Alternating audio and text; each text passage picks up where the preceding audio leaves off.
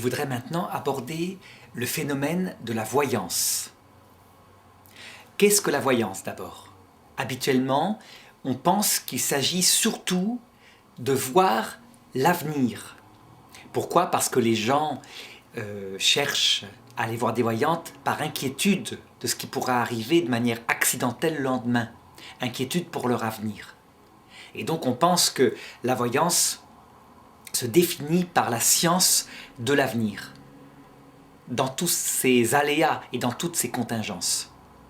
Donc si une voyante qu'on va voir nous annonce par exemple quelques semaines plus tard un événement complètement fortuit, style un gain au loto, et que ça se produit, alors forcément on se dira qu'elle est vraiment forte. Parce que un événement comme cela est dû au hasard. Seulement, dans la Bible, la voyance, appelée par traduction, mais la Bible parlait bien de voyance, la prophétie, avait une autre fonction. Elle ne servait pas seulement à annoncer l'avenir matériel sur terre, elle servait surtout à annoncer les intentions profondes de Dieu concernant le sens de la vie, donc le salut, et la manière d'obtenir le salut. C'est pourquoi les prophètes de l'Ancien Testament annonçaient que viendrait dans le Nouveau Testament un peuple qui serait entièrement prophète, ce qui veut dire que chaque personne connaîtrait et pourrait parler sans problème de ces notions-là, à savoir qu'est-ce qu'on fait sur terre, comment obtenir le salut. Donc une fois que le terme voyance a été défini, je voudrais maintenant décrire plusieurs formes de voyance, parce que c'est comme tout, il faut discerner les esprits, il n'y a pas qu'une forme de voyance, donner quelques éléments pour discerner leur cause, et nous verrons comme toujours qu'il y a trois grandes causes à la voyance, parfois une cause naturelle, donc qui vient par exemple d'un homme habile, parfois d'un phénomène de télépathie, parfois une cause angélique, les anges bons et les anges mauvais, et parfois la voyance ne peut venir que de Dieu seul. C'est la prophétie au sens propre du terme.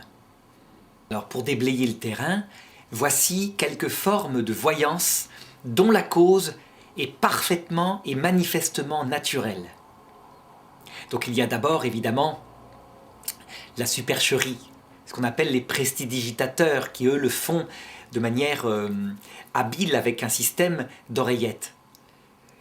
On se rappelle tous de ces numéros de music hall où une personne vient dans le public, demande à se faire communiquer une carte d'identité, ne la regarde pas, et puis dit notre nom, dit notre prénom, dit notre date de naissance, etc. Des choses incroyables, alors qu'elle n'a pas regardé la carte d'identité. Alors, si on se penchait un peu plus sur le système, on verrait qu'en fait, elle la cache contre lui, ou la porte comme ça, cachée, qu'il y a sans doute là une micro-caméra, qu'il y a un opérateur dans une salle de réserve qui simplement lui lit à travers une oreillette la carte d'identité. Quand on a découvert le truc en question, ça n'a plus aucun mystère, évidemment. Donc c'est pour ça qu'il faut cacher le truc. Mais la chose est surprenante et bouleversante, même quand ça arrive dans le cadre d'un spectacle comme cela. Donc cela, à la rigueur, c'est très bien, c'est dans le cadre de la prestidigitation, pas de problème. Seulement quand c'est utilisé, quand cette chose-là est utilisée en vue de soutirer de l'argent à des personnes naïves, là c'est beaucoup plus grave. Donc il faut toujours imaginer que parfois quand on va voir une voyante, la personne simplement repère le numéro qui a appelé, à partir de là, fait une recherche sur Internet, se renseigne sur notre vie, sur la vie des proches, et sans trop se tromper, ne serait-ce qu'en ayant un petit système de surveillance, arrive à nous ébahir complètement. Bon, mais ça, je l'évacue. Il y a un deuxième phénomène de voyance qui a comme cause la nature. C'est le phénomène de l'habileté psychologique. Si on va voir une voyante, et qu'elle arrive à nous dire des choses aussi puissantes, quand par exemple on est une jeune fille de 15 ans, aussi puissantes que Toi, tu cherches l'amour. Tu es inquiète parce que tu te demandes si tu le trouveras. Je vois que tu te trouves grosse. Donc si elle est un petit peu dodue, je crois qu'on ne risque pas de se tromper. D'autant plus qu'à 15 ans, je dirais que 80% des adolescentes pensent un peu cela d'elles, peut-être même plus. Si on connaît la psychologie classique selon l'âge de la personne qui vient nous voir, on risque pas de se tromper. Et là, on peut faire quasiment en glissant un petit peu, si la personne évidemment répond non, on change immédiatement de sujet. On peut faire, sans se tromper, une annonce du tempérament profond de la personne et elle en ressort ébahie si elle est trop naïve.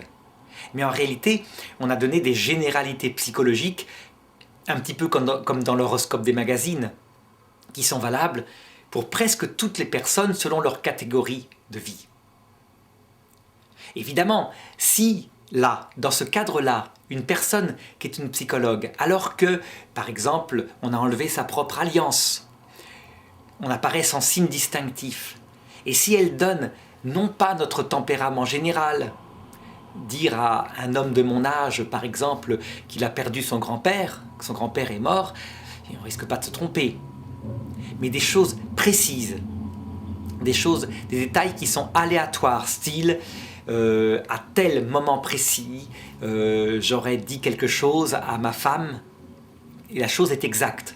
Alors là, on sortirait d'un phénomène purement naturel et on pourrait se poser la question d'une autre cause, une cause surnaturelle.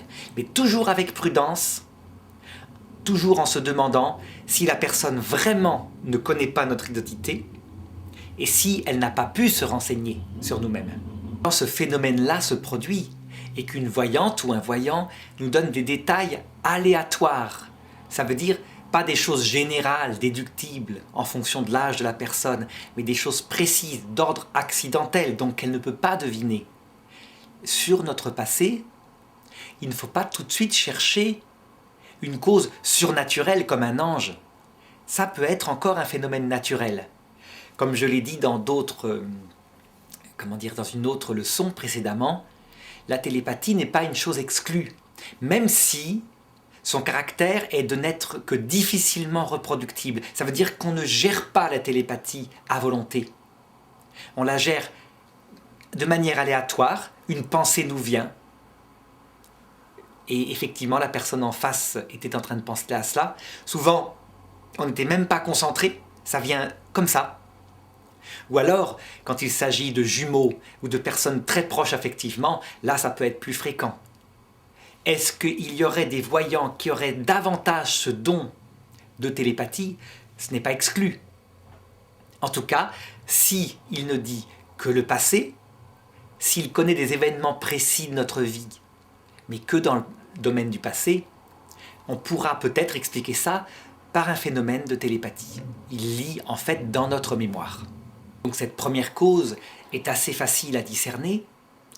Cependant, quand on regarde ce que disent par exemple des personnes comme Gérard Miller, qui est un psychanalyste freudien qui passe à la télévision, on voit que lui réduit la voyance au phénomène de l'habile, c'est-à-dire du psychologue habile qui sait à peu près dire, connaissant bien son métier, ce que désire une personne selon son âge. Eh bien, on a tort. Il faut pousser les choses un peu plus loin. Parce qu'il existe d'autres formes de voyance qui, pour le coup, là, semblent paranormales et qu'on ne pourrait pas remettre en cause. Alors pour cela, je voudrais raconter une histoire qui m'est venue par un de mes amis. Donc c'est plus simple que de prendre des histoires racontées par d'autres personnes, etc. Là, c'est vécu directement. J'étais étudiant en théologie, il s'agissait d'un religieux, un moine. Lorsqu'il était jeune, m'a-t-il raconté, un jour, en rentrant dans un magasin, une dame lui avait dit « Oh, vous avez le don de médium !» Et lui s'était enfui en pensant que c'était bizarre. Puis finalement, il était allé la revoir et elle lui avait confirmé « Je le sens, oui, vous avez parfaitement le don. Essayez, vous verrez. » Et donc, il s'était mis à tirer les cartes avec un jeu de tarot. Et je l'ai interrogé très précisément pour qu'il m'explique ce qui se passait. Il était devenu religieux par la suite, mais il avait pratiqué sa forme de voyance alors qu'il était religieux. Il tirait les cartes à des gens qui venaient le voir, et il disait, il me venait comme des flashs, c'est-à-dire des images fugaces, et c'était à moi de les interpréter. Et toute la difficulté, c'était justement de les interpréter, parce que l'image n'était pas accompagnée de texte. Il fallait que je suive plus ou moins mon intuition. Mais du coup, me disait-il, c'était parfois bizarre. Exemple, une fois, un jeune couple vient me voir, et j'ai l'image très nette de l'homme avec une autre femme. Et je lui ai dit comme ça, « Monsieur, vous ne trompez votre femme ?» Il est devenu tout rouge, et j'ai fichu le bazar dans le couple.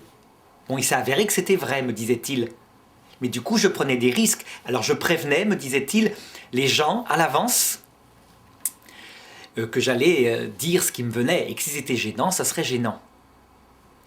Une autre fois, il avait eu le flash d'un petit enfant qui grimpait sur un immense vase. C'était complètement bizarre comme rêve, comme vision plutôt. Et l'enfant était écrasé par le vase. Donc il l'avait dit au couple qui était venu le voir. Et le couple s'était gratté la tête en réfléchissant, qu'est-ce que ça peut bien être? Et il s'était souvenu que dans le manoir des grands-parents, il y avait à l'entrée 2 immenses vases qui servaient de décoration. Et donc, par précaution, revenu chez eux, il les avait attachés. Eh bien, grand bien leur avait pris parce que, quelques semaines plus tard, ils avaient trouvé le petit enfant qui grimpait sur le vase. Et donc, si le vase n'avait pas été attaché, sans doute il y aurait-il eu un accident. Donc c'était des phénomènes comme cela. Je lui ai demandé à quoi lui servait le jeu de tarot. Il m'avait expliqué, pas à grand chose, c'est plutôt pour se concentrer. C'est parce que la dame m'avait appris à le faire avec un jeu de tarot. Mais les cartes en elles-mêmes, non, ce sont les flashs qui me viennent sur les personnes que j'interprète. Au bout d'un certain temps, m'avait-il raconté, il avait commencé à sentir auprès de lui des présences, pas toujours positives. Et en particulier, il avait la présence d'une âme de quelqu'un de mort. C'était une personne qui avait vécu au XIXe siècle et qui lui apparaissait, parfois sous forme de flash. Son visage était très net. Donc une jeune femme de cette époque-là, en costume de cette époque-là. Donc a priori, rien de dangereux là-dessous. Et puis, il était rentré au monastère, donc il était devenu religieux, et il avait continué à pratiquer ici et là, mais secrètement, en dehors de l'obéissance quand même, ça c'est important à dire, ses talents de voyance, sans y voir du mal, puisque de fait, il faisait du bien avec. Jusqu'au jour où la présence en question, qui était autour de lui, s'était montrée de plus en plus envahissante. Elle venait la nuit, il avait des cauchemars, donc des tas de signes comme ça qui étaient plutôt négatifs. Donc il finit par en parler à son père abbé, qui lui demanda, sous l'obéissance, d'arrêter ce phénomène-là, d'arrêter cette pratique, parce qu'elle ne pouvait pas venir de Dieu. Et le supérieur avait dit, le jeu de tarot, le fait qu'il n'y ait pas de vie de prière là-dedans, tout cela c'est plutôt négatif. Le fait que ça se termine par des cauchemars, ça montre qu'il avait affaire, pensait le père abbé, à quelqu'un qui ne venait pas du ciel. Et la chose était évidente. Donc il arrêta complètement sa pratique. Mais c'est intéressant de voir comment il avait analysé le phénomène de voyance. Il voyait des choses réelles, aléatoires. Aléatoires, ça veut dire des choses qui n'ont pas leur cause dans le présent. Il n'y a pas la cause dans le présent qu'un enfant grimpe sur un vase. Cette idée lui vient, comment, on n'en sait rien. Donc pour le voir à l'avance, il y a 2 solutions. Soit la personne connaît l'avenir, la personne, c'est-à-dire l'esprit qui communique cette vision, connaît l'avenir, et à ce moment-là, elle vient de Dieu. Mais plus probablement, dans le cas en question, à cause de tout le contexte de sa voyance, soit parce que la personne qui donne cette vision, donc l'ange, provoque l'avenir. Ça veut dire qu'il met dans la tête de l'enfant à un moment donné cette idée de jouer en grimpant sur un vase. Et comme cela, il peut prouver sa puissance. Et les gens, effectivement, sont venus le remercier chaleureusement, lui ont même donné de l'argent, qu'à l'époque il avait accepté, hein, il n'était pas encore religieux. Mais en tout cas, ça manifestait que ce n'était pas n'importe qui, l'esprit qu'il avait. C'était un esprit qui connaissait le futur. Donc on voit comment ce futur moine, pourtant chrétien, s'était fait entièrement tromper par un esprit mauvais. Lui, tout simplement, croyait que c'était un esprit bon puisqu'il faisait le bien. Il faisait le bien puisqu'il disait la vérité et il avait même sauvé des vies. En réalité, ça s'est révélé être un esprit mauvais, mais qui s'était adapté à sa psychologie, à lui. Ça veut dire que comme lui était fasciné par le merveilleux, le paranormal, eh bien, il avait donné du merveilleux et du paranormal. Et comme en plus le frère, il le reconnaissait, était assez porté sur le fait d'être regardé, etc., eh bien, il s'était glissé dans sa propre vanité. Et de cette manière-là, le frère en question exerçait un apostolat qui en fait venait du démon. Alors on voit bien que cette voyance-là, qui vient des esprits mauvais, n'est pas facile du tout à repérer. On peut s'y laisser prendre, et ce n'est pas étonnant, parce que comme je l'ai montré dans la leçon sur les anges et les démons, l'ange de lumière a oublié d'être idiot. Et donc il se fait toujours passer pour ce qui nous convient. Si une personne n'a aucun scrupule, si une personne veut la gloire, l'argent, peut-être le sexe, quitte à perdre son âme, elle n'a que la terre qui compte, eh bien sans problème, l'ange révolté va se présenter comme ce qu'il est, à savoir un démon.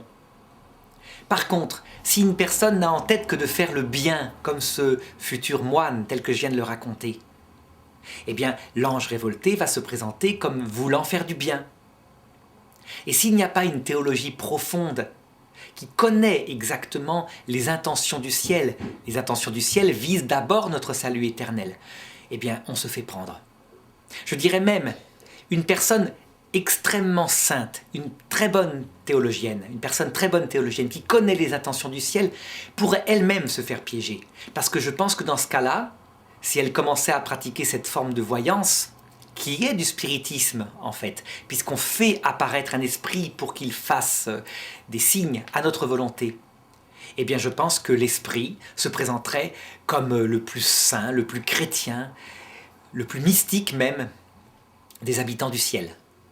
Je voudrais maintenant, en comparaison, manifester tout de suite à quoi ressemble la voyance, qu'on appelle prophétie, et qui vient des bons anges, c'est-à-dire des amis de Dieu, ou de Dieu lui-même, directement dans son action.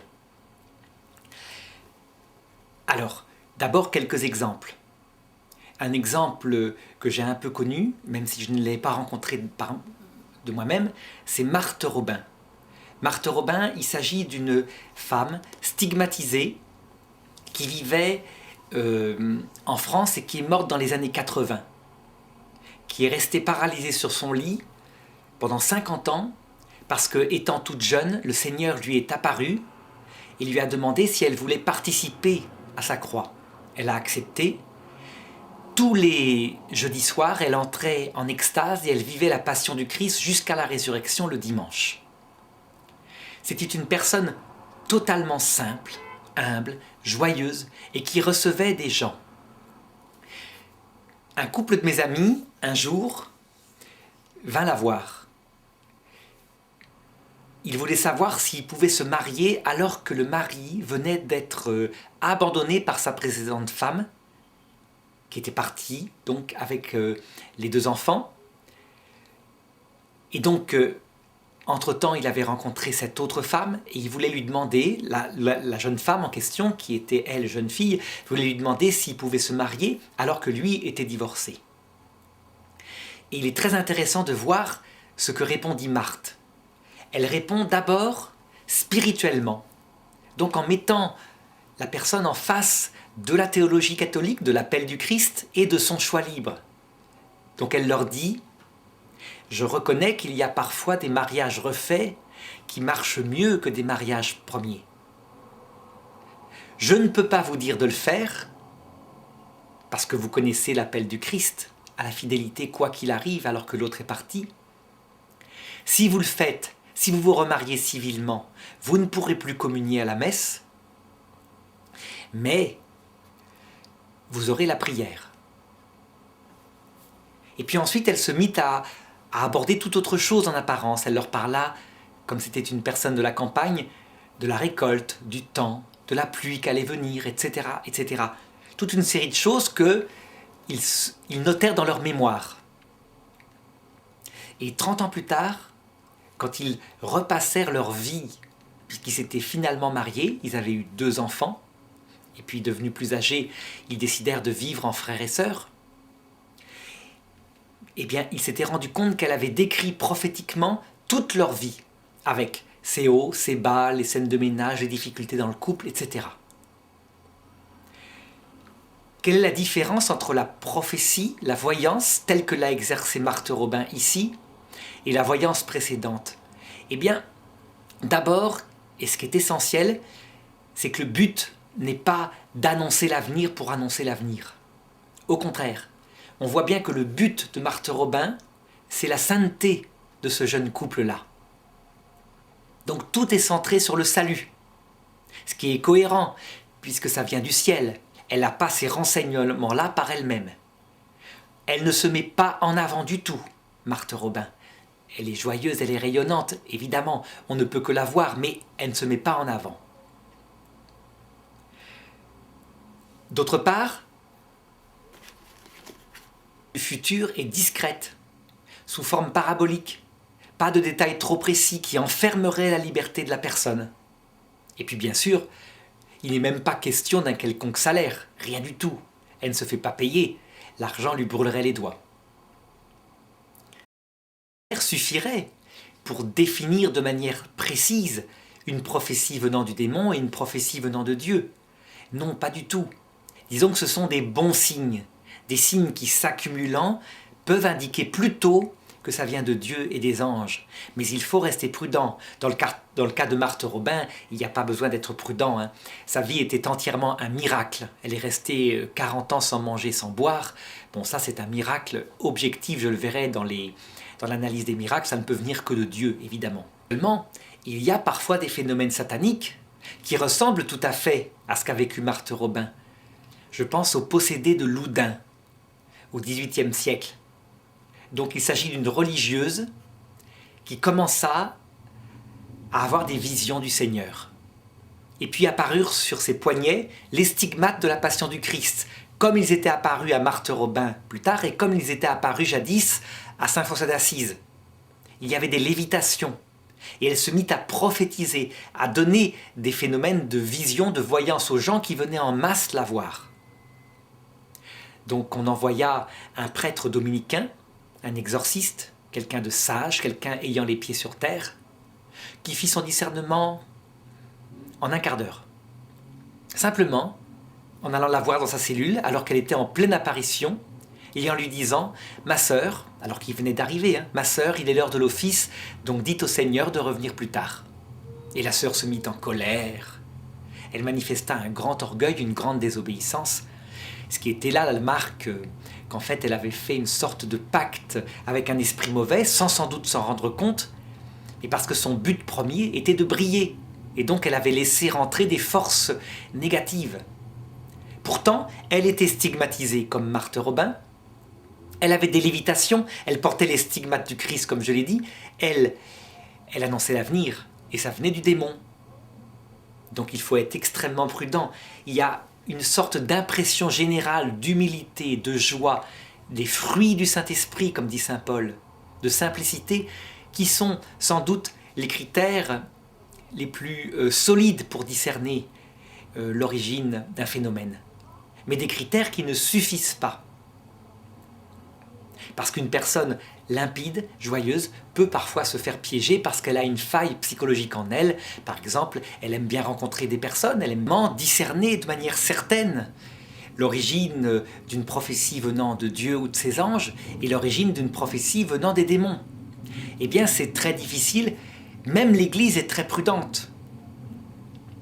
En général, elle regarde 3 choses, qu'on verra mieux dans l'une des leçons suivantes sur le discernement des apparitions. Premièrement, le contenu de la doctrine. Il doit être catholique. Évidemment, s'il y a quelque chose qui s'oppose à la foi, donc par exemple, si une prophétie parle de réincarnation, eh bien ça ne viendra certainement pas des bons anges. Ça ne veut pas dire que les religions qui croient en la réincarnation viennent des démons. Mais ça veut dire que souvent, ils viennent de l'homme.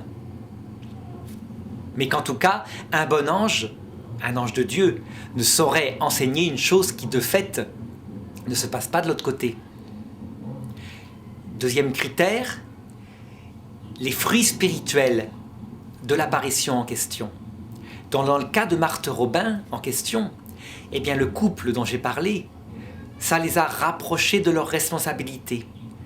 Ils ont pris leurs décisions eux-mêmes et en fonction de la vraie théologie de l'Église, qui dit bien que les divorcés remariés sont invités à rester fidèles, les divorcés sont invités à rester fidèles quoi qu'il arrive alors que l'autre est parti, mais que s'ils se remarient, ils ne sont pas excommuniés, mais ils ne peuvent plus communier à l'Église, effectivement, en souvenir de leur vrai mari, et parce que sacramentellement, ils ne sont pas en situation. Donc ils ont appliqué ça toute leur vie. Et cela leur a permis, alors qu'ils ne communiaient pas pendant peut-être plus de 20 ans, de rester profondément proches de Dieu et croyants. Ils ont été bénis parce qu'ils ont agi en vérité face à leurs décisions. Et l'Église demande aussi, pour confirmer, par exemple pour qu'il y ait une reconnaissance officielle, elle demande un miracle ou plusieurs miracles venant de Dieu explicitement et qui ne peuvent venir que de Dieu. Style une guérison, quelque chose qui vraiment s'oppose aux lois fondamentales de la biologie, comme je le montrerai un peu plus loin. Ces trois critères qui furent utilisés par exemple dans le cas de l'apparition de Fatima, qui là donne bien des secrets de voyance, c'est-à-dire des secrets concernant l'avenir. L'Église, pour discerner et pour déclarer cette apparition vraie, elle eut besoin d'une confirmation par un signe venant manifestement de Dieu, qui n'est pas seulement la danse du soleil, que virent plus de 50 000 personnes le dernier jour de l'apparition. Parce qu'à la rigueur, ça pourrait être un prodige, c'est-à-dire un phénomène dû à une hallucination provoquée par des démons.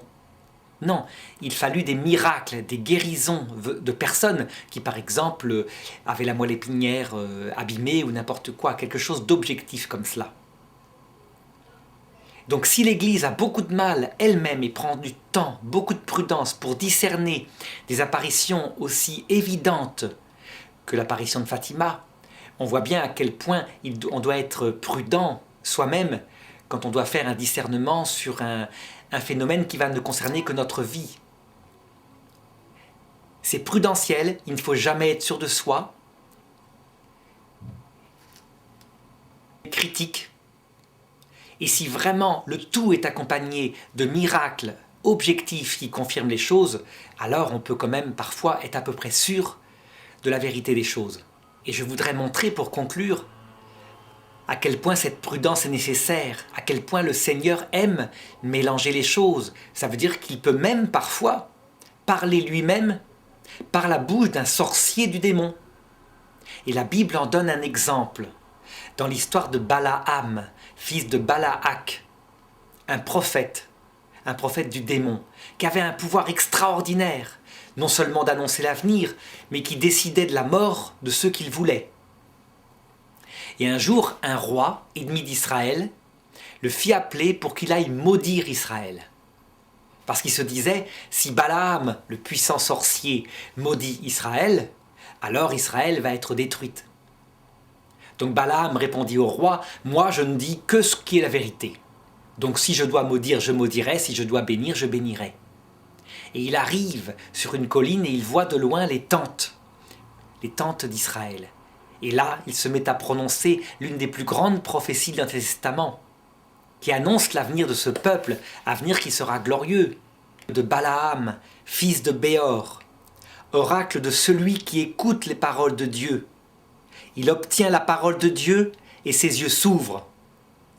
Que tes tentes sont belles, Jacob, que tes demeures sont magnifiques, Israël, etc.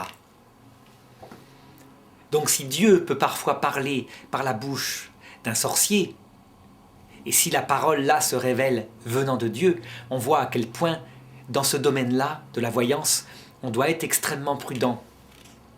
Du coup, certains se disent, eh bien, autant ne jamais aller voir de voyante. Oui, autant ne jamais aller voir de voyantes qui se font payer. Mais s'il s'agit parfois d'aller dans des réunions charismatiques ou d'aller voir une personne particulièrement sainte parce qu'on a un événement difficile dans sa vie, la chose est tout à fait autorisée. Simplement, il faut y aller humblement, sans vouloir forcer le ciel. Si la réponse doit arriver, elle arrivera.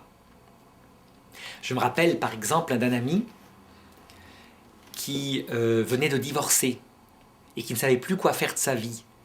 Donc il alla auprès d'un lieu d'apparition qui n'était pas encore reconnu avec cette attitude intérieure pour demander à la Vierge Marie ce qu'il devait faire de son alliance.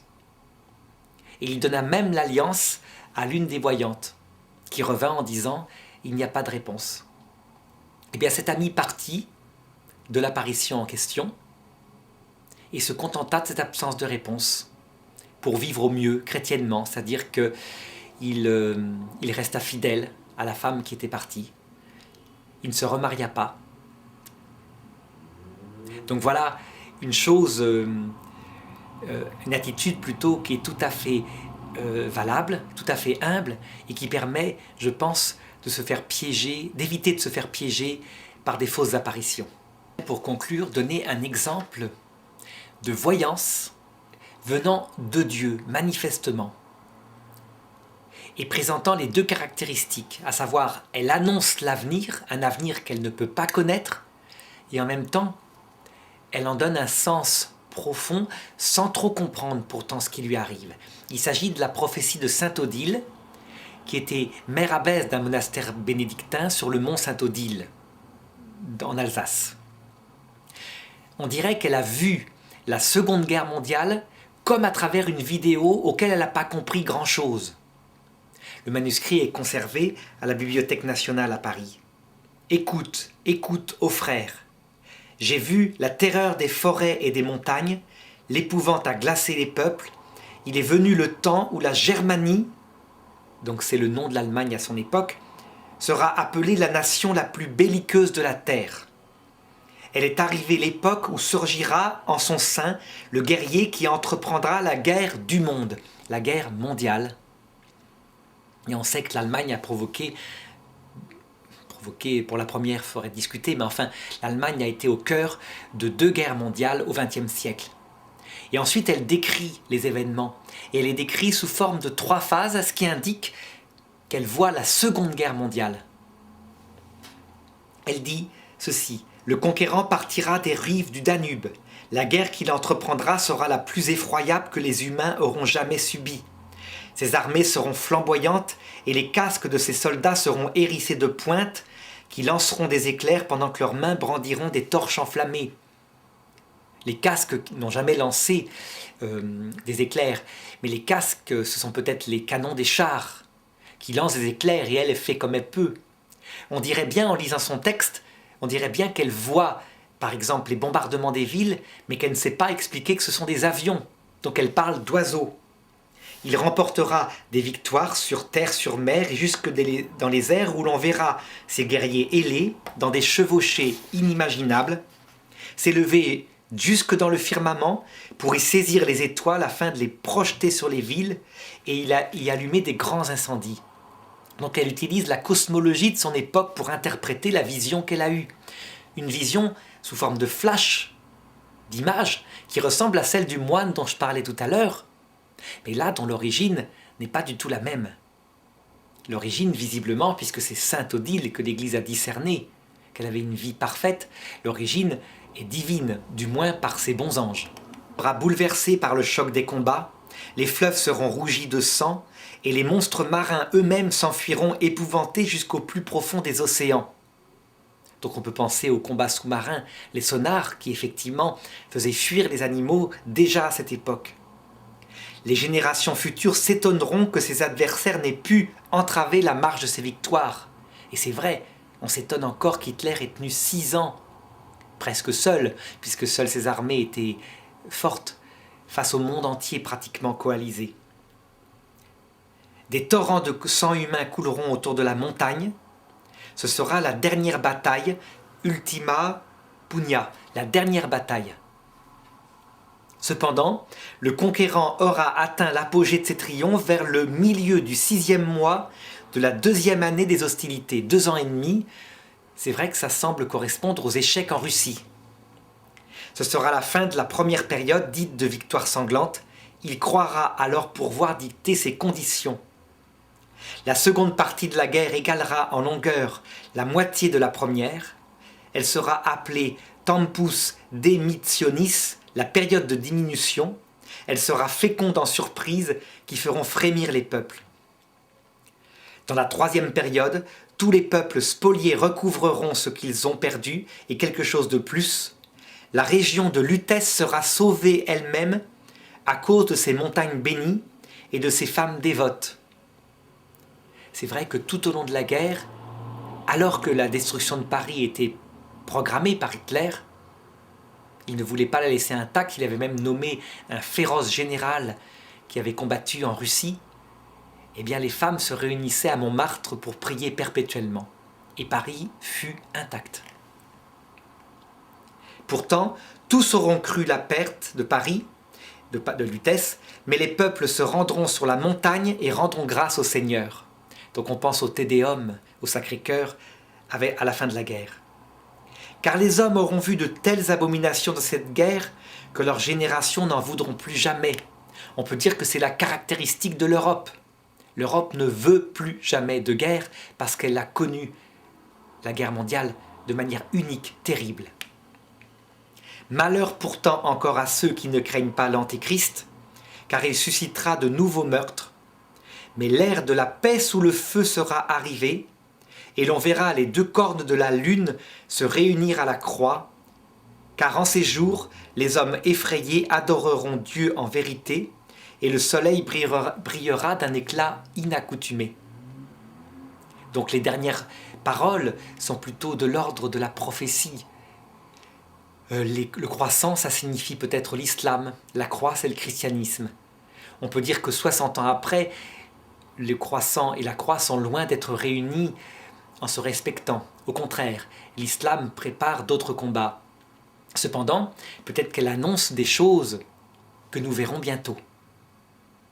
Il suffit que l'islam, pour cela, ait appris peut-être de ses échecs l'humilité, comme l'a pris le christianisme au XXe siècle.